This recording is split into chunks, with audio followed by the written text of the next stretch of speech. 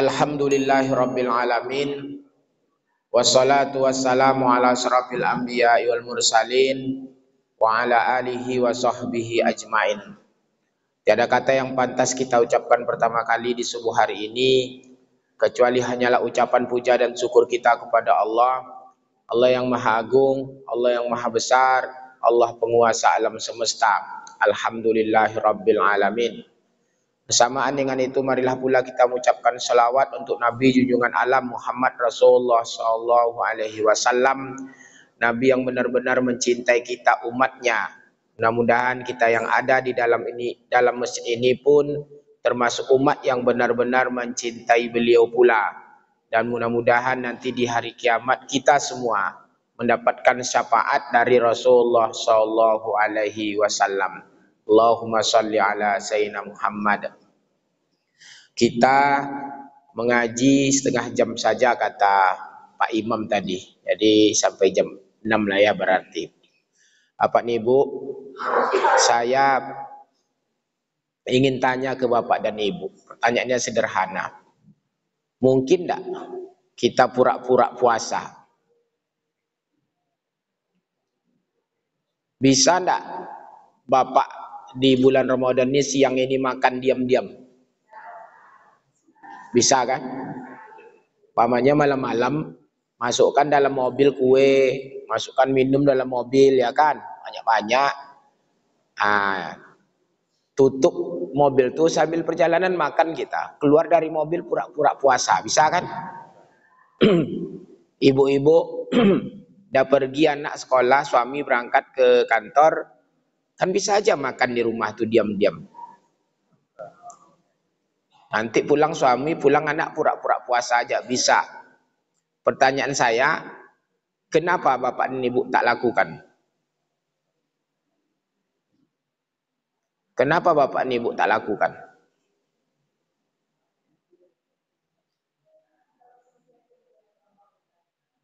Sebab Ibu berpuasa itu dalam pengawasan Allah Subhanahu wa Ta'ala. Ibu berpuasa bukan dalam pengawasan orang lain. Dan ibu merasa bahwa Allah itu tahu ibu kalau mau batalkan puasa, Allah tahu. Dalam Islam itulah yang disebut dengan muraqabah. Muraqabah itu apa? Muraqabah itu kita merasa setiap waktu dan setiap saat dalam pengawasan Allah Subhanahu wa Ta'ala. Bu, satu kali malaikat Jibril menyamar menjadi seorang pemuda,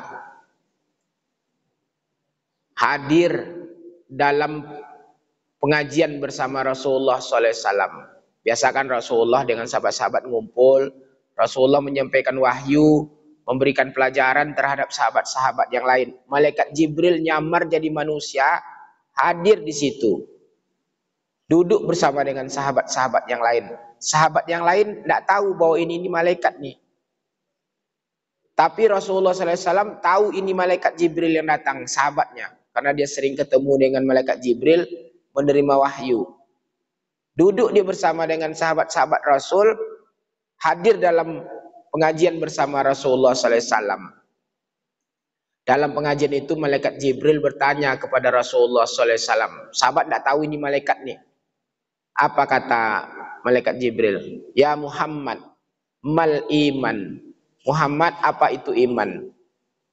Rasulullah SAW menjawab, al imanu an tu'mina billah wa malaikatihi wa rusulihi wa kutubihi wal yaumil akhiri wa tu'mina bil qadri khairihi wa syarrihi kulluhi wa murrihi.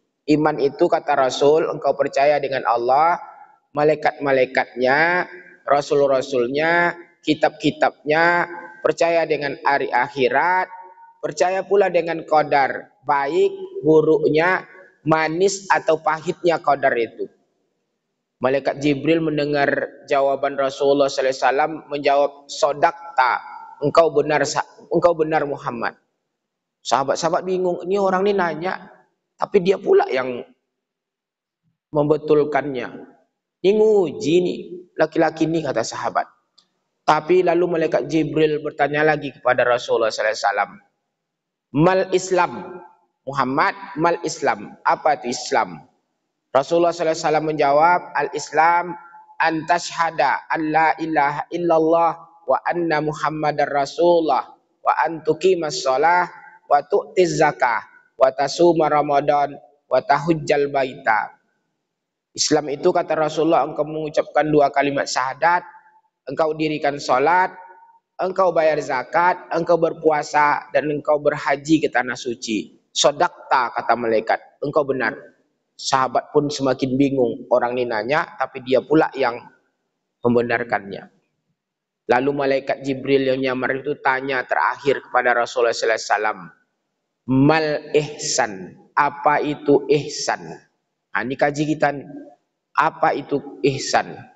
Apa kata Rasulullah? Al ihsan an ta'budallaha ka'annaka tarahu fa in lam takun tarahu fa innahu yaraka. Islam itu, ihsan itu, kata Rasul, engkau beribadah seolah-olah engkau melihat Allah. Fa in lam takun tarahu fa innahu yaraka. Kalau engkau tak mampu melihat Allah, ketahuilah Allah itu melihatmu. Bapak ni Ibu, ada yang nanya, Ustaz, bisa kita melihat Allah di dunia ini? Kalau menurut fikihnya, syariatnya, Allah tak bisa dilihat di dunia ini. Bahkan para nabi pun tak bisa melihat Allah. Nabi Musa alaihissalam diberikan keistimewaan oleh Allah, bisa berbicara-bicara dengan Allah. Nabi Muhammad saja tak bisa bicara dengan Allah kecuali sekali aja ketika dia menerima perintah sholat. Sisanya semua wahyu melalui Jibril alaihissalam. Khusus untuk Musa alaihissalam, dia bisa bicara-bicara dengan Allah. Wa kallamahullahu Musa taklima. Musa bicara-bicara dengan Allah. Sering berbicara dengan Allah. Itu keistimewaan Nabi Musa alaihissalam. Walaupun begitu Nabi Musa sudah dapat bicara-bicara dengan Allah, dia ingin lebih dari itu. Ia ingin bisa melihat Allah. Maka sering dia ngomong, kaifa aroka ya Allah, bagaimana saya mau melihatmu?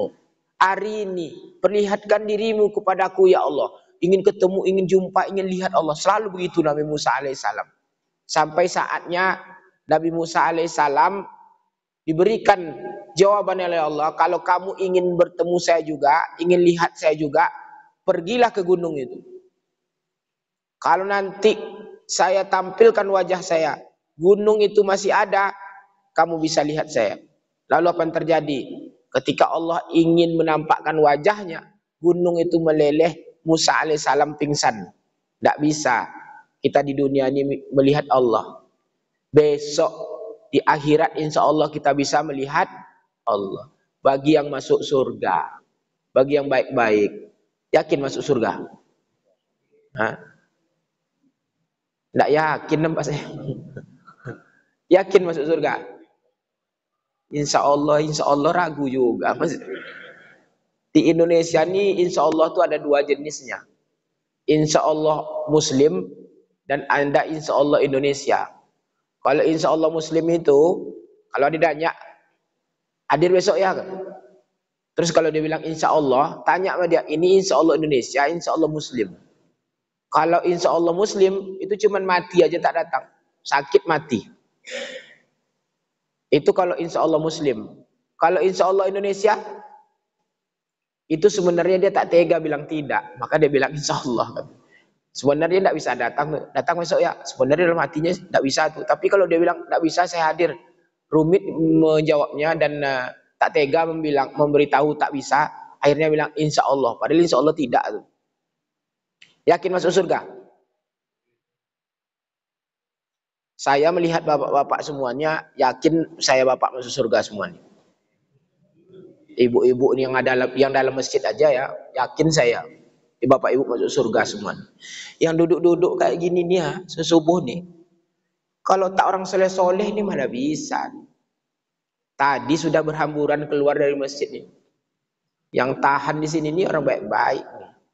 Nampak di wajah-wajah Bapak, wajah-wajah penghuni surga nampak semua. Walaupun wajahnya penuh penderitaan ya. Insyaallah aja surga.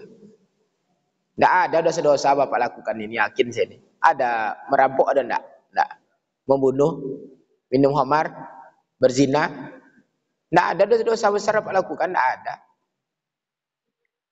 Caranya untuk membuat yakin masuk surga itu apa nih Bu? Sederhananya. Kalau mau ya hari per hari dicek aja. Ada enggak buat dosa? Mamanya nih ya subuhnya dari subuh kemarin sampai subuh nih. Kan masih ingat kita tuh. Tapi kalau dalam sebulan kan mungkin agak lama. Seminggu agak lama ada terlupa. Hari demi hari, cek aja. Subuh kemarin sampai subuh sekarang. Apa dosa Bapak Ibu lakukan? Ada? Enggak ada. Selesai perkara. Selamat Ibu. Pahala Ibu dapat. Sholat, puasa, baca Al-Quran. Maka otomatis hari kemarin sampai sekarang, subuh kemarin sampai sekarang, timbangan baik Bapak Ibu lebih banyak. Jelas tak ada lakukan dosa. Mencuri kemarin enggak, merampok enggak, berzina enggak. Paling kalau cerita-cerita gosip-gosip sedikit dengan orang, ada mungkin. Tak maaf cukup segera. Pura-pura lewat depan rumahnya, sapa dia. Minta maaf saya kemarin ada saya ceritakan kamu sedikit, mohon maaf ya gitu. Dah selesai habis perkara. Nggak ada dosa lagi. Nah, apa kira-kira? Oh kemarin ada timbangan yang terkurangi oleh saya, cari dia segera. Balikkan timbangan. Maka kalau bisa hari demi hari cek terus, cek ada enggak dosa dilakukan. Kalau ada rasanya dosa lakukan segera. Minta ampun kepada Allah kalau itu dosanya berhubungan dengan Allah Subhanahu wa taala. Tapi kalau berhubungan dengan manusia, minta maaf segera. Kalau ada utang, ada terkurangi hak-haknya, ada yang kita zolimi dia, kembalikan hak-haknya sesegera mungkin. Selesai perkara. Maka Bapak Ibu yakin masuk surga. Kita ini harus optimis masuk surga Bapak Ibu. Harus optimis masuk surga. Yakin masuk surga? Kan baru mantap dengar suaranya. Tadi kurang mantap saya. Meskipun dalam agama Islam ini juga diminta kita khawatir kita bisa masuk neraka. Harus optimis masuk surga, tapi mesti juga khawatir kita kalau kita masuk neraka. Jadi tetap harus seimbang, optimis masuk surga, khawatir masuk neraka. Nah, kalau saya yakin saya bapak-bapak yang hadir sekarang ini duduk di sini ini masuk surga insya Allah. Kita ketemu dengan Allah insya Allah besok di akhir besok. Besok di hari kiamat kita akan jumpa dengan Allah Subhanahu wa taala. Di situ kita bisa bertemu dengan Allah Subhanahu wa taala. Di dunia tidak. Tapi walaupun begitu ada sekelompok umat Islam yang mungkin Bapak Ibu pernah mendengar istilah tasawuf. Pernah dengar istilah tasawuf? Para sufi. Mereka meyakini bisa bertemu Allah di muka bumi ini. Bahkan ada yang sampai lebih ekstrim lagi. Bisa nyatu dengan Allah. Ittihad, hulul. Nyatu dengan Allah. Maka ada para sufi itu, ulama-ulama sufi itu menyebut, Anal haq, saya Tuhan. Apa yang dilakukan mereka? Supaya bisa sampai bertemu dengan Allah itu. Bisa lihat Allah, jumpa dengan Allah itu. Dia tekan hawa nafsunya. Ini apa nih Bu ya? Kita ini kan ada 3 nih. Malaikat, manusia, binatang. Binatang, manusia, malaikat. Apa bedanya kita dengan malaikat? Kita ada hawa nafsu. Malaikat tak ada hawa nafsu. Kita sama-sama berakal, kita bisa sama-sama beribadah, berzikir sama seperti malaikat. Malaikat itu kerjanya, hari-harinya, waktu demi waktunya cuman beribadah aja. Berzikir, beribadah, memuji Allah. Tak ada kerja lain. Kita berzikir juga, beribadah juga. Tapi makan, cari makan, syahwat kita ada, malaikat tak ada syahwat. Nafsu kita, malaikat tak ada nafsu. Maka malaikat itu lebih tinggi ketaatannya kepada Allah daripada manusia. Apa sebab? Karena tak ada syahwatnya, tak ada nafsu itu. Di bawah kita manusia ada namanya binatang. Apa bedanya binatang dengan kita? Apa samanya binatang dengan kita? Sama-sama ada syahwat, tapi binatang tidak ada akalnya, tidak ada ibadahnya dalam tanda petik seperti yang kita lakukan. Orang-orang sufi ini, tasawuf ini, supaya ia bisa naik level ke atas, ia buang hawa nafsunya, ia tekan hawa nafsunya. Harapannya dia naik ke level malaikat. Maka kalau ada orang bersuluk, bertarekat, sebenarnya sedang menekan hawa nafsunya. Pernah lihat orang-orang bersuluk bertarekat? Kalau dulu waktu kecil-kecil saya di kampung saya ada musolanya tuh, suraunya tuh. Sekarang tidak ada lagi. Pakai kelambu-kelambu. Ya Pak Darwin ya, pakai kelambu-kelambu. Pakai dalam kelambu itu ada kasur langsung. Ngapain mereka dalam kelambu tuh? Sholat berzikir, sholat berzikir. Kenapa dibuat kelambu? Supaya tidak digigit nyamuk. Kalau dulu itu kan tak ada kayak gini nih. Kalau ini kan aman nih, tak ada nyamuk. Di samping memang supaya orang tak ganggu dia. Buat dia kelambu-kelambu. Ngapain berzikir aja? Berzikir, sholat, baca Quran, berzikir, sholat, baca Quran, berzikir, sholat, baca Quran. Persis seperti apa yang dilakukan oleh malaikat. Ingin mereka seperti itu. Tapi supaya hidup dia makan juga. Tapi makannya sedikit. Tak makan daging. Puasa, makan malam, puasa, berzikir. Harapannya apa? Mau tekan nafsunya. Kalau sudah nafsu tak ada lagi, naik levelnya. Itu harapannya. Allah tanazul, dia taroki.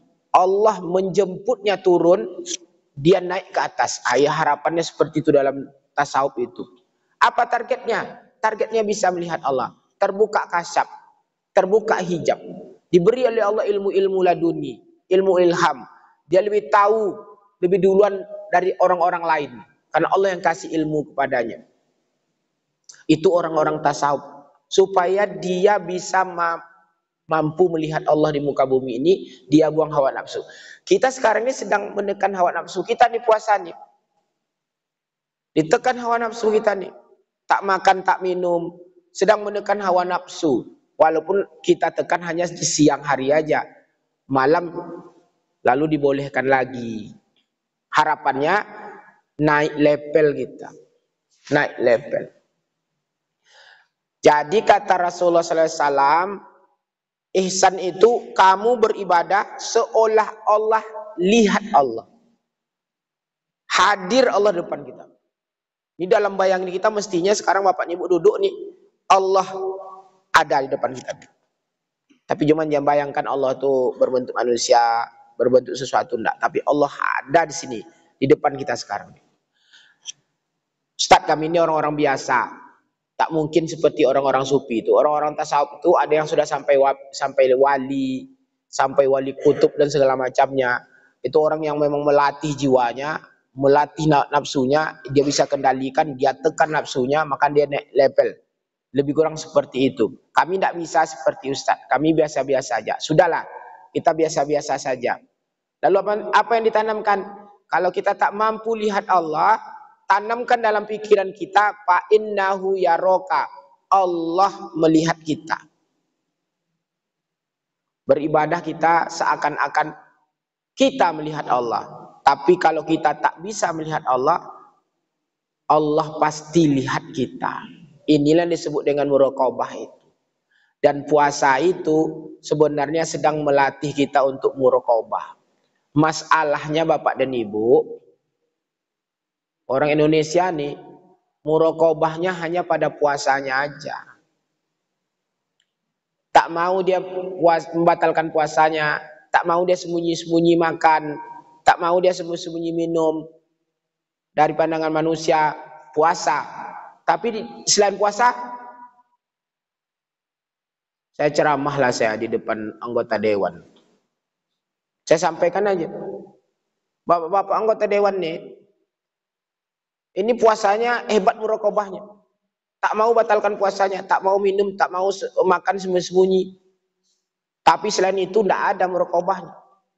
Maka negeri ini boleh dikatakan negeri tak ada muraqabahnya. Apa sebab banyak penipunya?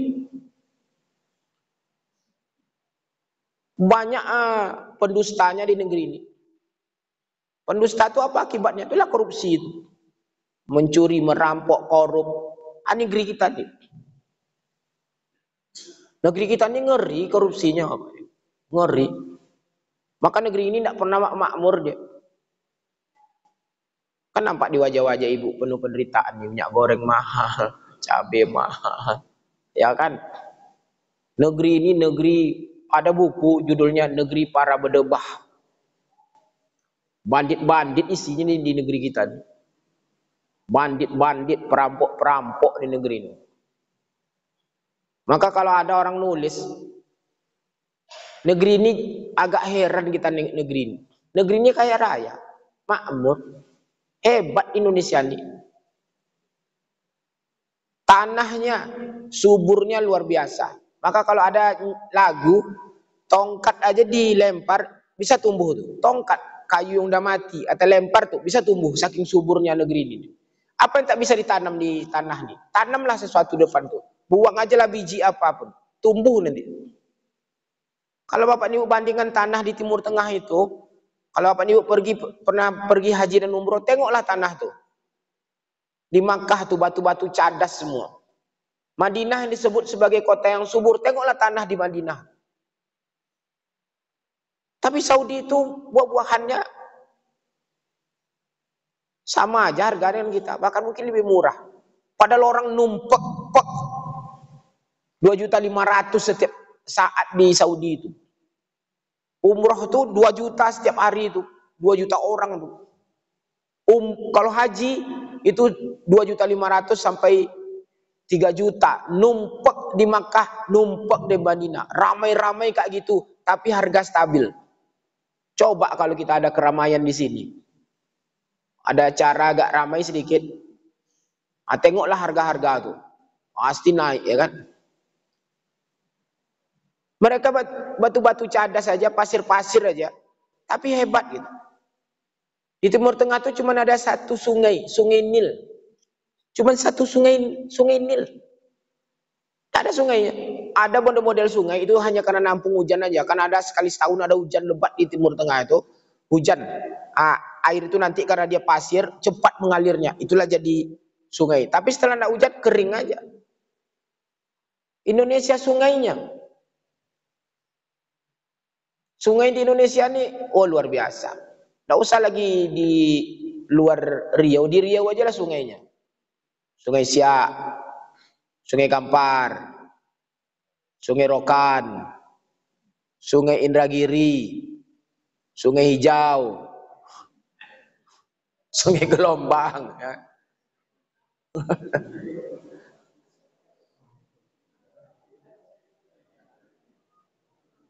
Bagi yang tidak pernah ke Sungai Hijau, dikiranya Sungai Hijau itu besar itu Sungai Kampar. Ya.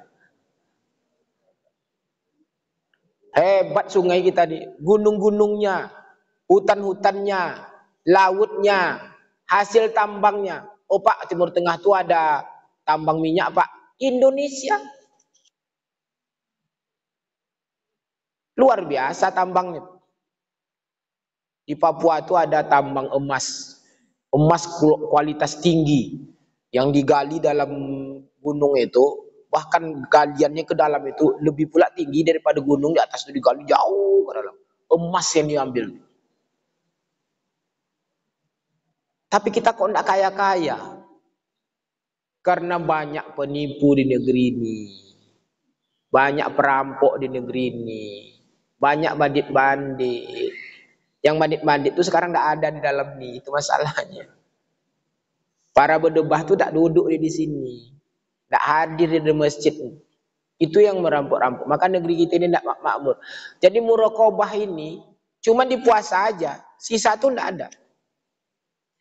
Lalu puasa dia tak mau makan, tak mau minum. Apa sebab tak mau makan dan minum? Allah lihat saya makan dan minum. Tapi kalau dia mencuri, menipu, korupsi, tak ada muraqabahnya dirinya. Jualan, timbangan dikurangi, tak ada muraqabah. Tak tahu dia bahwa Allah hadir di situ. Bapak dan Ibu, satu kali Ibnu Umar, Abdullah Ibnu Umar, putra Umar bin Khattab, melakukan safaroh, melakukan perjalanan, musafir dia. Dalam perjalanan itu dia lihat seorang anak muda mengembalakan kambing, banyak sekali kambingnya. Lalu Ibnu Umar penasaran, dia ingin uji anak itu. Dia datangi anak itu. Ya ulam, wahai anak, kata Ibnu Umar, hal tubi'u min hazal ghanam wahidah, kamu mau jual kambing kamu satu? Saya mau beli kambing kamu satu. Ini duitnya. Kambing sekarang berapa harga, Pak? Tidak pernah beli kambing ya di Darul Aman? Berapa harga kambing? Tidak ada ya? Tidak ada yang pernah beli kambing ini. Sekitar 2,5 lah ya. 2.500.000. Ini duit 2.500.000-nya. Kambing kamu banyak, saya mau beli satu, kata Ibnu Umar. Apa kata anaknya? La innaha laisat li. Kambing ini bukan milik saya. Saya ini hanya budak yang dipekerjakan oleh tuan saya untuk membalakan kambing ini. Maaf, saya tidak bisa. Apa kata Ibnu Umar? Kulli sahibiha, bilang ke pemilikmu, ke tuanmu, inna zi'ba qad akhaza minha wahidah. Nanti kalau tuanmu nanya, mana kambing satu? Bilang aja, dimakan serigala satu. Tuan kamu kan tidak tahu. Pokoknya kita aja. Ini ambil ini duit ini 2.500.000. Saya ambil kambing satu. Nanti kalau tuan kamu tanya, mana kambing satu? Bilang aja, dimakan serigala. Cerita ini tertulis dalam banyak buku, dalam kisah-kisah, dalam sirah-sirah. Apa sebab? Dikarenakan jawaban anak itu ketika Ibnu Umar mencoba menipu anak ini, menipu pemilik ini dengan merayu itu. Apa jawaban anak itu? Jawaban anak itu, jawaban itulah membuatnya dicatat dalam buku-buku sejarah ini.